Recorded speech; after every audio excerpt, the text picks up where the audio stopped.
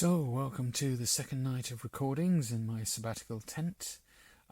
It's a little bit colder in the tent tonight, so I'm not going to be recording for very long. The cloud cover is rather thin, so a lot of heat's just radiating out very quickly. There's the science bit for you. Except for I'm going to maybe talk a little bit about fractal theology in a moment, but I don't really know what I'm going to say. I haven't really planned this. I thought maybe it would be a good time to maybe talk a little bit about what fractal theology is, a little basic run through. First, if you don't know what fractals are they're an area of mathematics, particularly geometry, looking at shapes that have repeated patterns in them, patterns that repeat themselves at different scales.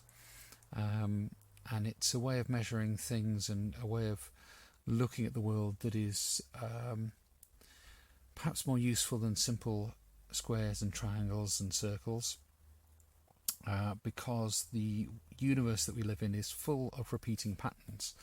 You can see repeating patterns in plants that grow. You can see trees that branch and branch again with the same pattern repeated to smaller and smaller scales. You can see repeated patterns in the way that a spiral arm galaxy looks very similar to a storm sometimes. We can see repeated patterns in the way that your lungs grow, and lungs split and split and split in these little tubes that get smaller and smaller. There's only about 10 or 11 levels of splitting within lungs, but it's enough to get down to the microscopic level. So fractals are these repeating shapes, and they can be seen in nature, but also they can be modelled mathematically. And it turns out that we can model far more complicated things with simple formula through fractal thinking than we can just trying to bolt together squares and triangles and hexagons and standard what we call Euclidean geometry, normal traditional geometry. Now, fractals have been used for a number of years in all sorts of areas of science. They're used in biology, they're used in geology, they're used in any film that you've ever seen, by the way, that has special effects in it since about the middle of the 1980s probably has fractal usage in the graphics. Any mountains or invented planets and all that sort of stuff is done with fractals. But all sorts of areas of science and all sorts of areas of art, creativity, all sorts of areas of engineering and economics all use fractals. But at least until fairly recently, very few theologians have used any fractals, which is a shame because, of course, if God created the universe and the universe appears to be full of these fractal repeating shapes, then surely these fractals can tell us something about God. So what I'm looking at is how that can be useful to us.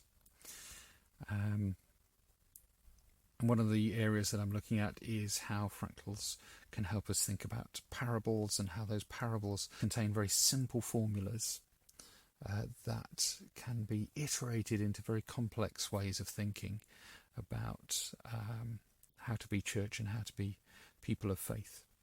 So let's have an example of some fractal thinking. Well, so at John's account of the Last Supper, Jesus washes the disciples' feet.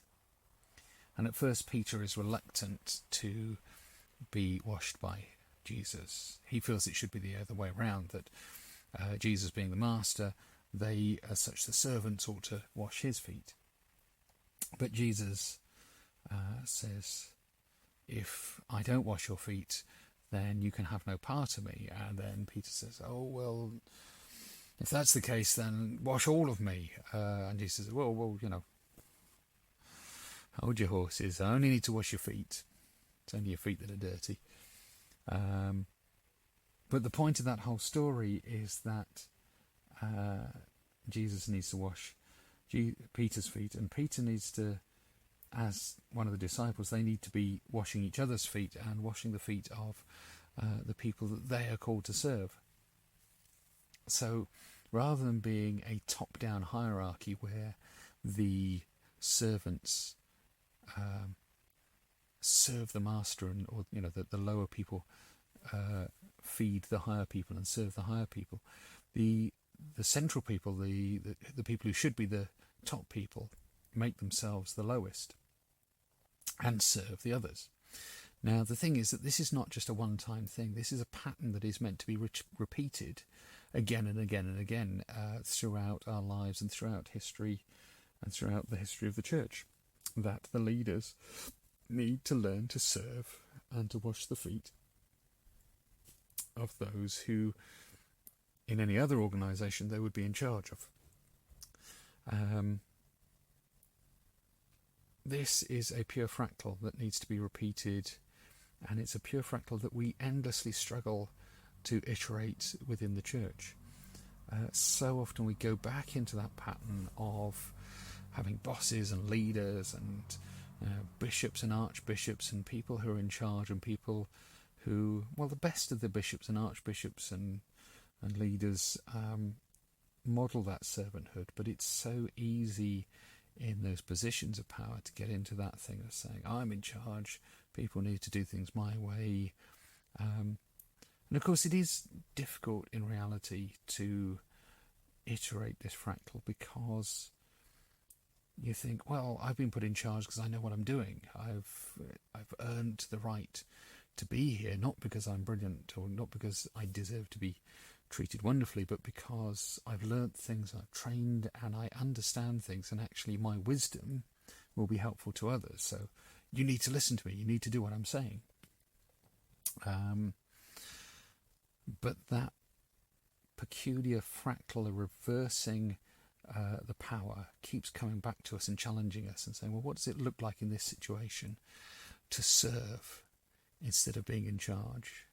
How should the bishop act? How should the high-ranking official, how should the people who see themselves as important shift their thinking in order to serve those people who would be their servants, to be subordinate to those people to whom they would be leaders in a normal organisation.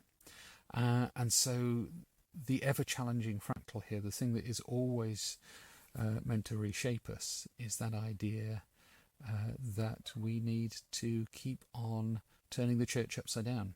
The first shall be last and the last shall be first. That fractal in its purest formula.